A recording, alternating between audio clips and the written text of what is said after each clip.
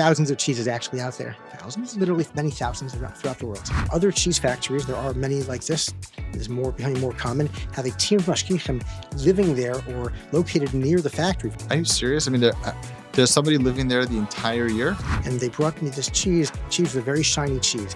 And the gentleman, the head of the company, came here and said, "Rabbi, you don't want to touch that cheese. That cheese is coated with lard. That cheese has lard on it." And that's exactly what Gemara was talking about 2,000 years ago. So you just finished eating a piece of exotic, sharp cheddar cheese. Do you really have to wait hours before eating meat? Why does a block of kosher cheese cost so much more than the identical non-kosher block sitting right next to it on the supermarket shelf? The story behind kosher cheese is a world of complex halacha, modern technology, and a level of dedication you will not believe. Rabbi Gordimer, thank you very much for coming. My pleasure being here. You are the expert in OU and cheese. I did a little research in preparation for this meeting about the different kinds of cheeses and how they're made. Mm-hmm. And I made a decision that I'm just going to eat it and enjoy it and not worry about it because it's so complicated. Right. But for kashrus, I know you can't just do that. So I think most people, when they think about kosher cheese, they just assume that you make kosher milk, however you make it, and then you turn it into cheese. So there's no separate halacha of cheese. It's really just the manufacture, the turning of kosher milk into cheese. Is that correct? Not really. Kosher cheese has its own set of halachas, its own halachic categorization. There's a halacha of Gevinas Akum, that cheese that is not made with special hashgacha tamidis, is prohibited. It's non-kosher, even though the milk can be kosher and the ingredients can be kosher. That cheese is wholly non-kosher. Just like wine, you have wine which is made out of grapes, but if it doesn't have the special stringencies in its hashgacha, that's totally non-kosher wine. Cheese is the same thing. And even if a person consumes chalav stam milk, he still is only allowed to have Gevinas Yisroel. There's no such thing as a person saying, "I drink regular milk, I'll eat regular cheese without a hechsher." No matter what, a person is only allowed to have Gevinas Yisroel. Any cheese that's not Gevinas Yisroel doesn't have special hashgacha, Gevinas Akum, and it's prohibited for everybody. Oh, I see. So there were extra concerns for cheese that don't apply to milk. What are those extra concerns that required a whole separate area of halacha? Yeah, sure. So the Gemara in Avodah Zarah and the Mishnah have test there, as well as the Gemara on Lamed Hey, discuss the Gezerah, the Isser of Gevinas Akum, and many reasons are mentioned in the Gemara as to why Chazal made this Gezerah of Gevinas Akum. The reason of Shmuel brought in the Gemara on Lamed Hey and Aleph in Avodah Zarah, which is that lest the cheese be made from or kevis nevela, rennet, which is the enzyme needed to be added to milk to make cheese, that naturally comes from a calf stomach. And the concern is that rennet might be coming, and normally would be coming, from a non-shechted calf, a nevela calf. And if you use that as an ingredient to make the cheese is totally non-kosher. So lest that type of rennet is used in the cheese, Chazal made a gzera, no cheese is kosher with a hashgacha. That hashgacha makes sure that the enzymes used in the cheese are kosher enzymes. The cheese is only kosher if it's made with special on-site hashgacha. Mashgiach have a mashgiach for the cheese making. Either the mashgiach will, it's machlokas, either watch the rennet to make sure see the rennet, observe the rennet, make sure it's kosher rennet being used for the cheese, or himself to put the rennet into the cheese. There's one opinion that the mashgiach must put the rennet himself into the vat of cheese the vat of milk to make the cheese. Well, okay, so in other words, when you go to the stores and you see on the shelf kosher cheese and non-kosher cheese, and you see that kosher cheese is much more expensive, right? There's a reason why it's much more expensive. Yeah, there's more. Yeah, the hashgacha involved. It's like matzah versus crackers. They're both the same ingredients pretty much, but they're flat dough and water, so to say, flour and water. But the matzah, you're paying for the mashgichim, the koshering the mashgichim. So too in cheese, you're really paying for the full-time hashgacha required to make kosher cheese. I'll also mention one more thing. One of the reasons the Gemara brings for the Gezerah Gevinas Akum is that machlikin paneh b'shuman chazer, that the cheese is glazed over with chazer shmos, with lard. And I remember a company came to the OU many years ago, and they wanted hashgacha on the cheese. There are certain cheeses that qualified for OU hashgacha, but they brought here like a box of their cheeses, all types of cheeses, kosher and non-kosher. They were making kosher under another hechsher and non-kosher, whatever. And they brought me this cheese. Cheese was a very shiny cheese. And the gentleman, the head of the company, came here and said, "Rabbi, you don't want to touch that cheese. That cheese is coated with lard. That cheese has lard on it." And that's exactly what Gemara was talking about 2,000 years ago, coating a cheese, glossing it over with lard. That's sold in America too. Wow. I imagine that not all the cheese factories are located next door to all the major Jewish communities. Definitely true. Definitely. In fact, there are actually two types of kosher cheese operations, I would call it. Number one, just sort of getting into what you're discussing, is that due to the fact that cheese factories are located in very remote areas usually, and also the demand for kosher cheese versus the demand for non-kosher cheese across the country, across the world, is numerically very small, relatively small. So most factories will just have a team of Mashgichim going there, 1, 2, 3 Mashgichim going there for a short kosher cheese campaign. They'll go out to somewhere in the far-flung areas of the Midwest or wherever it's going to be located, maybe other parts of the world. They'll maybe kosher the plant if necessary, and they'll be supervising the whole time the cheese production for a few days, and that'll be it. And I do this maybe once a month, once every few months, it varies. Other cheese factories, there are many like this, there's becoming more common, have a team of mashgichim living there or located near the factory. Very often there's a mashgiach house or a mashgiach apartment. I deal with that myself in these certain areas because the company needs to have kosher cheese 24/7, and therefore that's they have this. The company's entirely a kosher cheese factory. This is not most cases, but it does exist, and it's becoming more common. Are you serious? I mean, there's somebody living there the entire year? Not somebody, yeah, a team of people actually. There's a rotation, but they're always, in these factories, we always make sure that there are 2 people always there. One person is usually resting or doing whatever he's doing, and the other person will be doing the hashgacha, supervising the cheese, hashgacha tamides, and they will take turns with their shifts. Then once they leave, before they leave, others will relieve them, and they have a whole mashgiach set up there. They're living there. They're there even during Yontiv. They have a sukkah there. They bring a shofar there for everything. They're living there year round. I can't believe it. So, and these factories, they're producing 9 to 5. They're producing more than that. They're producing not 9 to 5, but 24, midnight to midnight, basically. Wow. So you have these mashgichim living in remote locations. I mean, each remote location has its own unique set of challenges. What are some challenges that they face?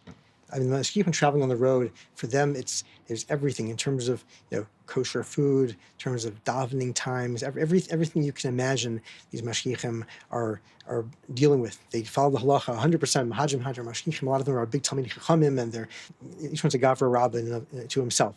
When I first came to the OU, within the first few years I was here, we were certifying a company in Denmark. And I had to go to a visit there, just a review visit, and we were going to 4 plants, and one of them was in northern Denmark, and this was in June. This was like the height of the summer season, so to say, in terms of the zmanim. The shortest day, was June.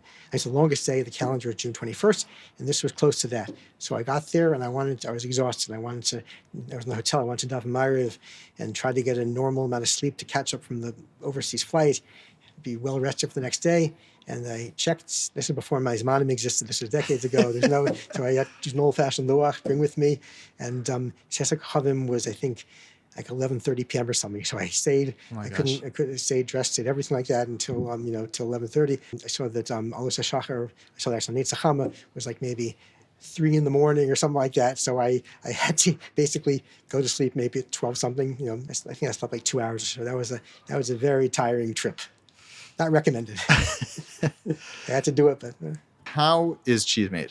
Okay, there are basically 2 categories of cheese.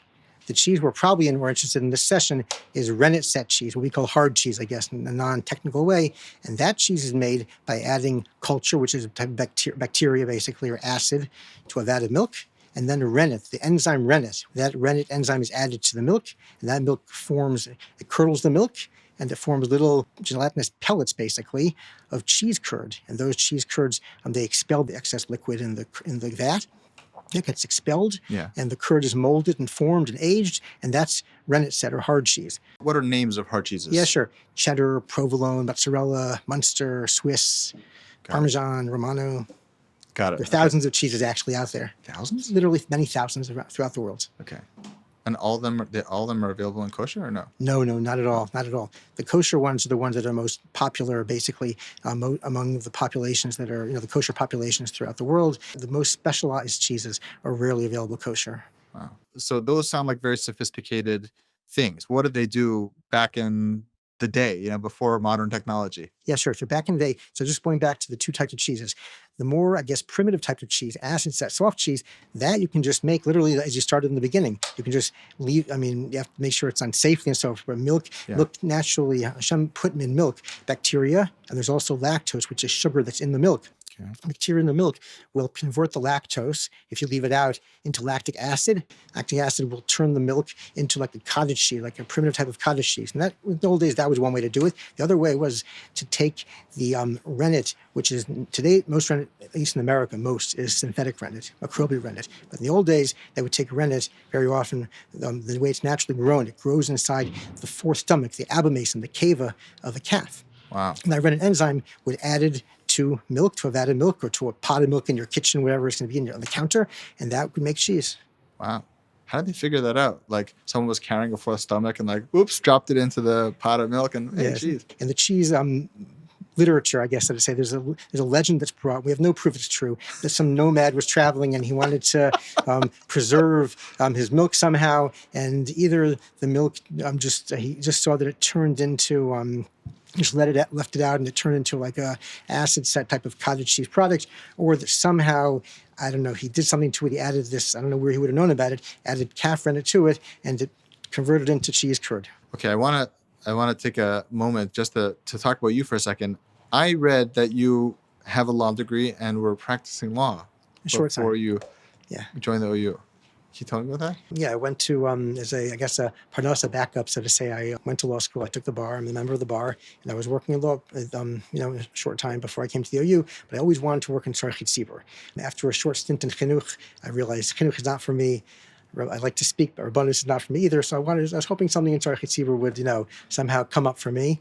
In the meantime, I was, for practical purposes, I pursued law as a career, and I got a call from Rabbi Genek that the OU had an opening, and Baruch Hashem, I came here for 3 interviews, Yordei Bechina, and a writing skills or English Bechina, English exam, right. And Baruch Hashem, it worked out, and I've been here for 29 years. Did you initially start with cheese? Or you started in other things? I started with dairy. I still do all types of dairy, not just cheese. I do butter, ice cream, milk powder, anything dairy, casein, which is milk protein, anything. And I was just assigned a dairy portfolio from the day I got here. At the OU, rabbinic coordinators such as myself, we're expected to have an expertise in our fields. It's not just enough to know that it's not just paperwork, making sure the ingredients are kosher, the equipment is kosher, the labels have the proper symbol. We have to actually know, we have to have a certain expertise in the production and and therefore I had to really study up hard, both by visiting cheese plants, dairy plants of all types really, as well as doing a lot of reading in scientific literature, dairy literature, to really get whatever knowledge I have in dairy and especially in cheese. And not only that, but cheese, I guess a lot of foods are this way, but cheese really is not just cheese kashrus isn't only the cheese itself, because there are byproducts of cheese. For instance, when you make cheese, you make whey. As I said, 90% of the cheese vat turns into whey. And there's whey protein. Cheese also has I call it a sibling called casein, which is milk protein without the fat. It's a separate thing, but casein is very much related to cheese. And so casein comes out, is also separated when you make cheese? Casein actually is what cheese is. The word casein is the white protein in milk. It's the main protein in milk.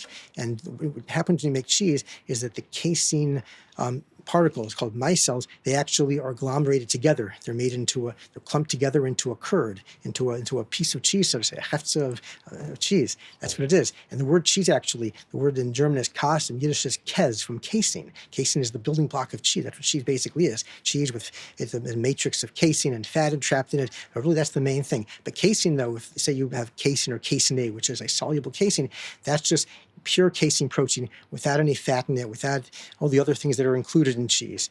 But nevertheless, casein, in order to understand casein, and we certify a lot of casein companies, one has to develop an expertise or a certain working knowledge of casein as well. So if you get into cheese, you have to know about cheese, you have to learn about whey, you have to learn about casein, you have to have a working knowledge of all these types of foods. Whey cream is a cream that can be made from whey. There's whey cream butter. There's a whole network of foods that you have to have a master, a certain expertise in cheese to understand how these other foods are made.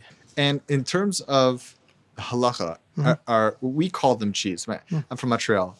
I know that in Montreal there's a lot of European influence. Sure. And so I know that the French tend to make fun of the things that we call cheese. Not everything that we call cheese is really cheese. Right. So in terms of the halacha and categorizing things that are cheese. What is actually cheese in halacha and what's not cheese? Oh, that's a big machlokas. So rennet set cheese that either has rennet, real calf rennet in it, or and we'll get to that maybe if you want later on how you can do that. But cheese that has an enzyme in it, a rennet type of enzyme to make the cheese, that's definitely Gevina. That has the halachas of cheese, we'll hopefully get into. That's cheese. So mozzarella, cheddar, 100%. Those are all subject to the halachic stringencies of cheese. Okay. However, acid set cheese is a machlokas, where Moshe finds as a suffix himself whether or not acid set cheese requires a Mashgichim tamidi. Is it Gevinas Akum? Is it? Well, we can get into this all, but if that's halachically cheese is a question. There are different opinions about that. But rennet set cheese is definitely cheese, whether the rennet is synthetic rennet or whether it's coming from a calf, whatever, it is cheese.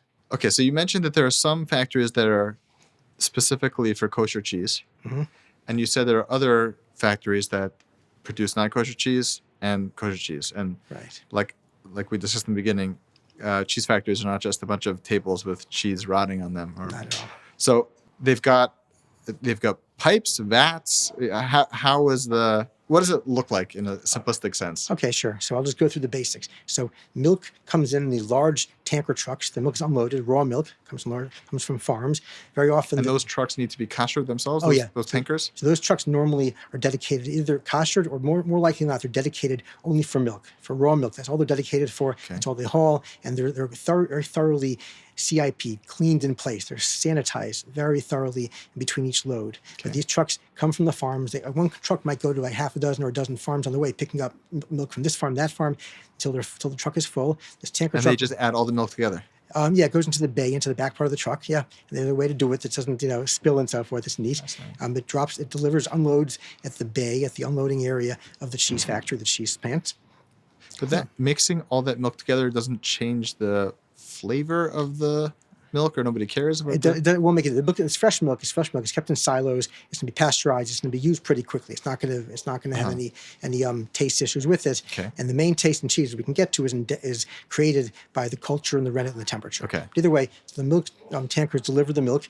The milk's unloaded it goes into silos, large holding tanks at the cheese plant. Wow. And then there are vats. There are large vats. These are called double O vats. Double O means it's a circular vat with a heating coil around it. So you have like an O with an O around it. The milk is pumped into these vats, and each vat is an enormous vat. You have to use the old-fashioned vats. You have to use a ladder to climb up. If you want to look into the vat, you have to use a small ladder to climb up to the top to peer in. Yeah. And the milk goes into the vats, and then after that, there will be culture, which is going to be an acid, a bacterial culture, added into the milk.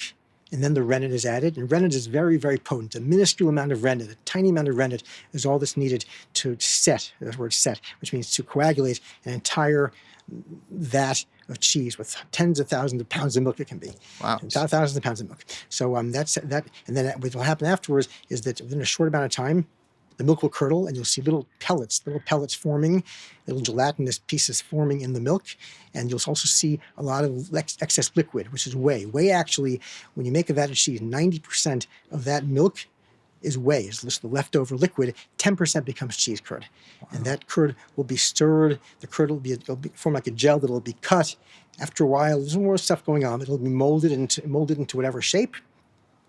The whey will be separated away, and then the cheese can either be aged. If it's a Italian type of cheese, like a mozzarella or a provolone cheese, you'll have another process, very fascinating. It's called the falsificata process. And what they do, in order to make Italian cheeses have an elastic texture, these cheeses, after they're made in the vat and they're molded or formed, they're then put into a cooker, a special cooker, at about 160, 170, 75 degrees of hot water, and the cheese will sit in this hot water, and there are augers, there are these prongs that pull and stretch and push this curd, this mozzarella curd, let's say, a provolone curd, in the hot water, and that curd will be endowed with an elastic texture, which is ideal for melting into pizza and into something like that. And that's really how it's done. And after the cheese is aged, whatever duration it's supposed to be, per the specs of the cheese will be cut into smaller pieces very often, and it'll be packaged. You have Mashgichim throughout the entire process for everything. If the cheese, for instance, is being aged, Mashgichim will have to have the cheese sealed with kosher sealed before the aging. They will have to come back when the aging is finished. Sometimes the aging involves moving the cheese around, flipping it over, let's say, in between the aging every week or two as the cheese is being aged. the Mashgiach there every time to come to unseal the cheese, to reseal. It's a big process, a big hashgacha process. And the Mashgichim, of course, are there at the end for the cutting, for the packaging, as well as for any koshering. If you have a cooker, the cooker has to be kosher for mozzarella. If you have a brine tank, the brine has to be replenished with kosher brine. So it's very, very involved. So you mentioned that according to some opinions, that the mashgiach has to be the one to actually pour the rennet into the cheese. Does that mean that these tzaddikim that are in the cheese factories are climbing up ladders and pouring rennet into these enormous vats of milk? Yeah, in traditional cheese plants, that's how it's done, actually. The Mashgichim will take a pail of rennet.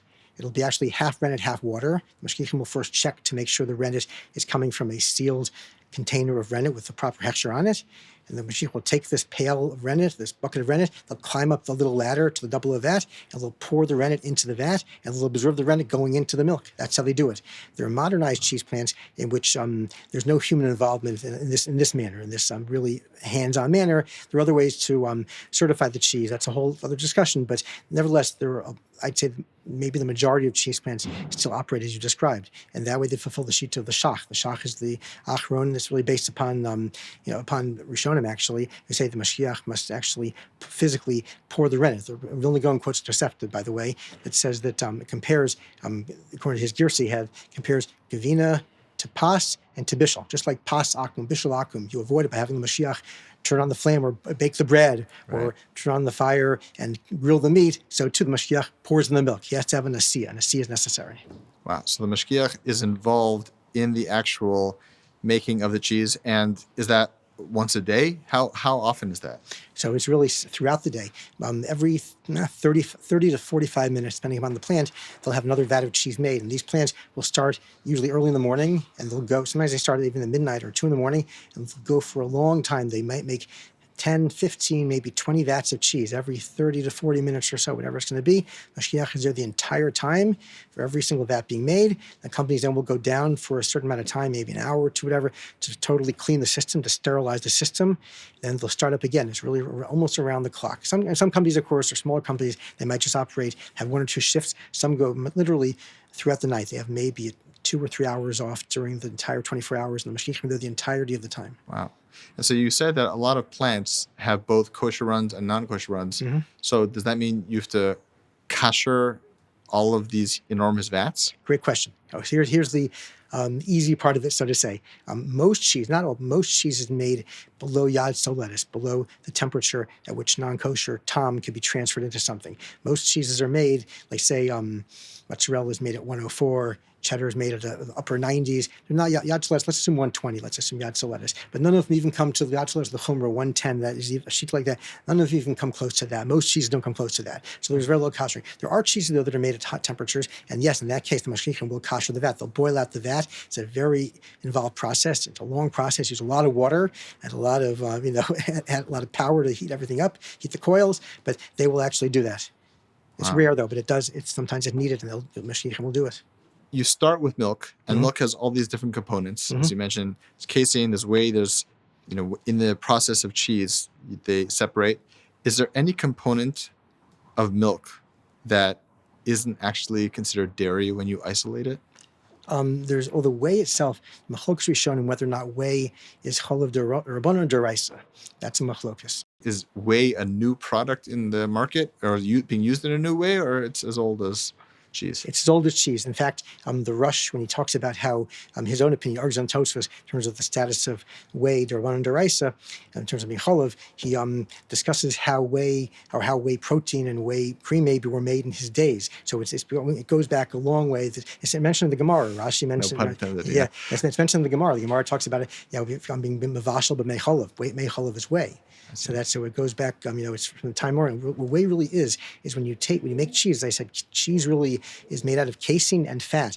The other parts of milk that didn't succeed in becoming cheese, that's whey. Whey is really the residual liquid of the milk that didn't succeed in becoming cheese. And just one more thing, based upon that, it's a fascinating halacha. Even though cheese has the halacha of Gevinas Akum, you have to have a mashgiach there the entire cheese-making process, not yotzev v'nichnas like cholav Yisroel. Yotzev v'nichnas is good enough. Someone did it all the time, Yeah, cheese the whole time. However, whey does not require mashgiach tamidi, because whey is the part of milk that never became cheese. And therefore, whey, as long long as the ingredients are kosher, the equipment is kosher, and that's a complicated thing on its own. But whey actually is It's much created easier. when the cheese is being made. Right, So right. there's a mashgiach there already when it's being He's already made. there, But yeah. you're saying once you separate it and then start Well, dealing with it itself, then you don't need the mashgiach meeting. Even more than that. Even more than that. There are plants that make non-kosher cheese, and these plants, the whey is going to be kosher. We certify their whey. There's no need for Mashiach there. As long as the ingredients are kosher, and as long as the equipment is kosher, and it's a complicated system I'm talking about. I'm just giving Rashi Prakim, just simplifying it.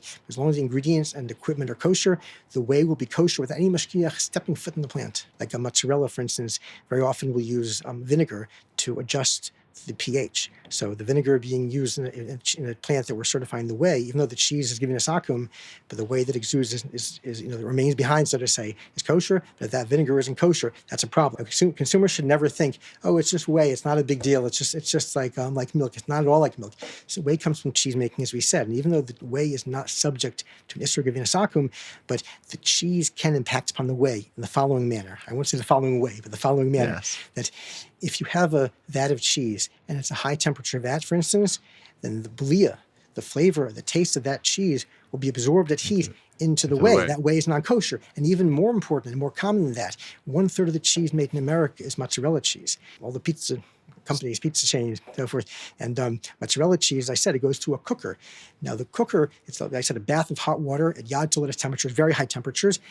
That water the mozzarella is cooked in is compatible with whey. And many cheese companies, non-kosher cheese companies, will take this cooker water and they'll funnel it into their whey. They'll pipe it into their whey because the water's going to go to waste, and there's a lot of fat in it, a lot of salt in it, a lot of other stuff from the cheese absorption, and it's compatible with whey, so why not put it into the whey? Once you do that, the whey is non-kosher. So to certify a whey plant, we have to make sure the ingredients are kosher, make sure that that is not a hot temperature vat, and make sure if there's any mozzarella being made there or similar cooked cheeses, make sure there's a hard pipe drain to the ground from that cooker water. That cooker water cannot go into the whey. Sometimes it's very challenging, but that's how you certify whey. Wow. I've heard you say that you find the science of milk and cheese inspiring. Yeah, it actually is. It is. I'll tell In you what way? Yeah, because you see by the structure, the whole universe is this way, but you see by the structure of milk that you see the purposeful planning, the purposeful divine planning in milk. I'll give you two quick examples if you don't mind. Please. Number one, I mentioned that the main protein in milk is casein, and that's what makes milk white. Whey protein is present. It's a tiny, minuscule protein. It's the minority protein. The main dominant protein is whey, is casein protein. But casein protein, most of not only human, most of animal life, most life really is from mother's milk, mother's milk, as well as in youth people drinking milk and so forth most people throughout their lives drinking milk. That's the most inexpensive, natural way to get protein. It so happens, not happens, but it's divinely created. It's like everything in the world. The casein particles, called casein micelles, the little particles, those evenly dispersed within milk. Anytime you have milk, you'll never find the casein all stuck at the bottom or agglomerated toward the bottom or the side of the glass, the bottom of the container. It's evenly dispersed. Why is that?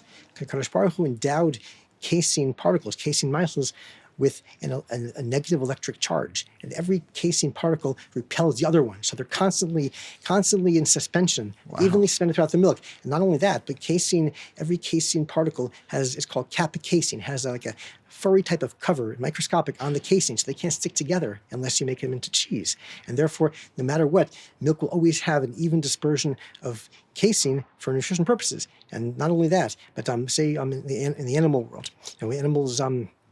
Cows, goats, sheep, and so forth, these animals, they drink their mother's milk. Their fourth stomach, as you said, is lined with rennet. When the animals drink their mother's milk, that milk will go through their stomach. It'll become the equivalent of cheese, a very supercharged protein in their fourth stomach, and it'll totally nourish the animal and grow its muscles. The animal's lives depend upon this, and the Kadosh Baruch Hu set it up. It's just an amazing mechanism. So it's just very inspiring. So everybody knows about waiting after meat before eating milk. But what a lot of people don't realize is that there are halachos about eating meat after milk. And one is just eating regular any dairy product. One of them is hard cheeses. Can you just explain that and which cheese it applies to? Yeah, sure. Just going back to the first part of what you asked, actually, before a person has meat after having milk, the person has to thoroughly wash their hands and cleanse their mouth, both with a liquid, whether it be drinking water or something like that, or mouthwash, as well as either brushing the teeth thoroughly or eating a part of food that's going to clean the mouth out. But anytime a person can't just have some milk and then have a hamburger a minute later. He has to first clean his hands, clean his mouth, and some say you have to wait a certain minimal amount of time. But in terms of the cheese, the hard cheese, that's the curiosity is. People always ask me about the Parmesan shakers at pizza stores. Yeah, sure. So we'll get into that. So to discuss this, we have to really go back to why a person has to wait after meat before having milk. The machlokes we've shown him on this topic. This is all in Chulin. The Rashi in Chulin says that there's mashichas tam, there's an aftertaste, a fatty aftertaste from the shamnunis, from the fat of the meat in the person's mouth that's going to linger there for a while. And therefore, before a person has milk, he has to wait for this tam, this mashichas tam, this enduring taste to dissipate. And they're different minhagim. 6 hours, most people wait. 3 hours, 1 hour, whatever a person's ethnic minhag is, a person has to wait. That's one reason to wait after meat before milk. The other reason is the reason the Rambam brings. Basar bein hashinayim. There's meat in the mouth that doesn't dislodge easily. It takes time to dislodge. A person has to wait whatever amount of time it is for the meat to dislodge. Different minhagim, as we mentioned, 6, 3, 1 hour, whatever. And that's the other reason. Basar bein hashinayim. These same two reasons actually pertain to having certain types of cheese prior to meat. Certain types of cheese, the poskim mentioned this, certain types of cheese have a mashichas tam. I remember Reb Belsky Zatzal one time told me that his father took the Lower East Side of Manhattan, and they had the old open cheese market, kosher market there. And he said that his father, they had Limburger cheese there. Reb Belsky said it's the most stinky cheese. It is the most stinky cheese. There's no kosher version to say. It's a very, very pungent cheese. Limburger has a mashichas tam, a very, very pungent taste to stay in the mouth for a while. A person can't have Limburger, kosher version, of course, and then have beef afterwards. A person has to wait because mashichas tam, similar to mashichas tam that Rashi discusses about basar dechalav, basar before milk, flesh before milk. And so too, certain cheeses, this is much more common, have just like basar bein hashinayim, they're very brittle cheeses, and similar to meat, they're not going to leave the mouth right away because there's just a lot of there's going to be residue, whatever. The brittle cheeses stuck in the teeth, and these types of cheeses, person has to wait before having meat. Examples of this cheese are, for instance, aged cheddar. Cheddar can be aged anywhere between 6 months to many years. Kosher cheddar, more than 2 years, you're not going to find. But there is cheddar cheese. You have to look at the package. Regular nondescript or mild cheddar means it's aged less than 6 months. But 6 months is around, it's not a formal gzeira shear, but it's an approximation, like Rebelsky told me. 6 months is an approximation. Cheese that's been aged 6 months, it dehydrates, whatever residual moisture is there, the whey moisture trapped in the cheese goes out, it evaporates, so to say, and these cheeses are brittle, they're very, very dry, and they stick in the mouth. So, for instance, cheddar cheese, aged cheddar, certain types of old Parmesan. Regular Parmesan, actually, by the way, is aged 10 months by law. Regular Parmesan by law. You asked beforehand about the Parmesan from the shakers, I believe. The shaking Parmesan, I asked Rebelsky about it, actually. Parmesan, which is natural Parmesan that's been grated or shredded, but it's little tiny pieces. Rebelsky said you have to wait the same amount as regular Parmesan. And that amount can be your family's minhag. If you're yekking, you wait 3 hours, you only wait 3 hours after these cheeses as well. You don't have to wait 6 like the Eastern Europeans do. Either way, as the Aruch HaShulchan says. But for that, you'd have those types of Parmesan, you have to wait. However, there is cheese, which is cheese powder. It's like in particles, but it's not actually natural cheese. It's cheese that's been made, chunks of cheese that have been melted down, mixed with a majority of water and other additives, and then they're laid into a big liquid and they're spray dried into a powder. And this type of powder that's used for cheese flavored snacks, that's a machlokes of poskim if you have to wait at all.